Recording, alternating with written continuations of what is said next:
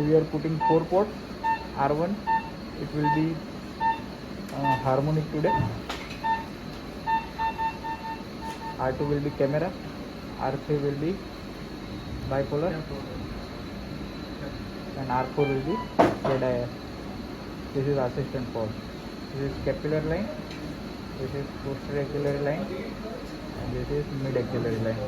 So all of our ports are at posterior and mid axillary line except R1 which is at capillary line. This is standard port placement.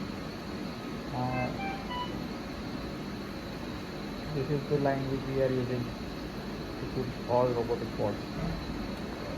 So is there any difference between Ivor Lewis thoracic mobilization and Of the specimen we need to take out the specimen by utility incision which we put here.